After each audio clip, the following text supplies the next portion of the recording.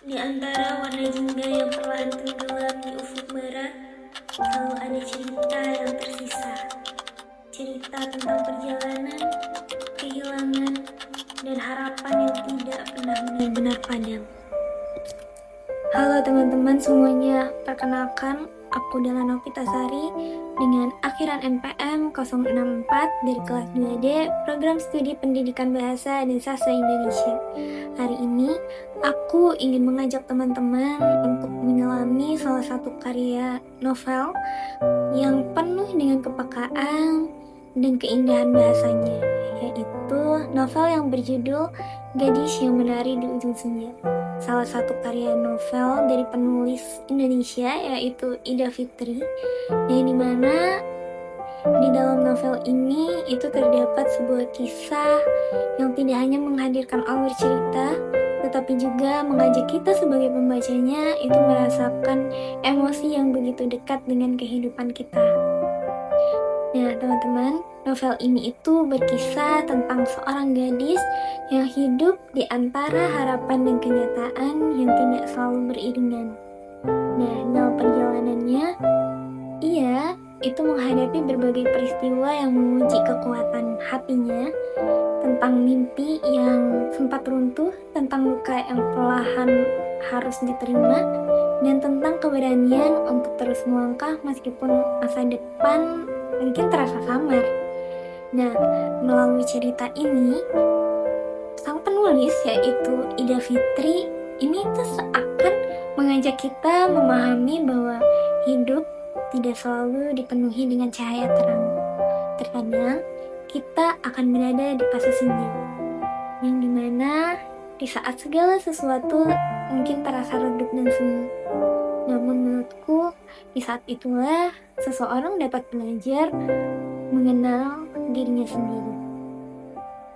Aku masih ingat salah satu kutipan dalam novel yang cukup menyentuh, yang dimana ia mengatakan bahwa kadang hidup tidak memberi kita pilihan yang mudah, tapi selama kaki kita masih mampu melangkah, selalu ada jalan untuk kembali berdiri. Mungkin kalimatnya terdengar sederhana ya teman-teman, tapi bagiku itu adalah salah satu pengingat bahwa kekuatan manusia seringkali muncul justru ketika kita berada dalam keadaan paling rapuh. Oh ya teman-teman, keindahan novel ini juga itu terletak pada cara penulis menggambarkan perasaan tokohnya.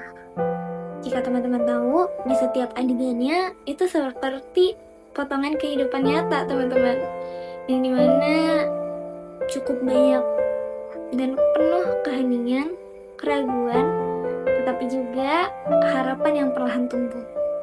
Nah, ini juga terdapat di salah satu bagian cerita yang menurutku sedikit puitis yang berbunyi, di ujung senja, ia menari bukan untuk dilihat dunia, tapi untuk meyakinkan dirinya bahwa ia masih hidup.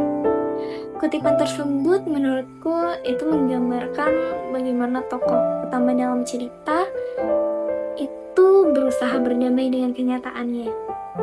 Mungkin ia tidak lagi menari untuk membuktikan sesuatu kepada orang lain, tetapi untuk menemukan kembali makna hidupnya sendiri. Nah, novel ini juga itu menyampaikan pesan sangat manusiawi teman-teman, bahwa setiap orang itu memiliki caranya masing-masing untuk bertahan dari luka-lukanya. Mungkin di antara teman-teman ada yang memilih diam, atau ada yang memilih menjauh, atau mungkin memilih untuk tetap menari meskipun dunia di sekelilingnya terasa runtuh. Nah, mungkin dengan membaca Gadis yang Menari di Ujung Senja itu bisa sedikit menjadi renungan bagi teman-teman tentang perjalanan hidup. Karena kita diajak melihat bahwa di balik kesedihan selalu ada ruang kecil untuk harapan. Karena novel ini tidak hanya menyajikan cerita teman-teman, tetapi juga meninggalkan sebuah perasaan yang hangat sekaligus reflektif bagi kita sebagai pembacanya. Nah, Pada akhirnya, kisah tentang gadis yang menari di ujung senja ini itu mengingatkan kita bahwa hidup mungkin tidak selalu mudah. Namun, selama kita masih berani melangkah, selama hati kita masih mampu berharap, maka senja bukanlah akhir dari segalanya. Karena terkadang, di ujung senja, seseorang akhirnya menemukan cahaya yang selama ini ia cari. Aku sangat merekomendasikan teman-teman untuk membaca novel ini karena ini bisa jadi bahan reflektif diri sendiri. So, terima kasih sudah menyaksikan review buku ini. Semoga cerita dari gadis yang menari di ujung senja ini dapat menjadi pengingat kita bahwa di tengah kelelahan hidup selalu ada alasan untuk tetap melangkah. So, terima kasih teman-teman. Bye-bye.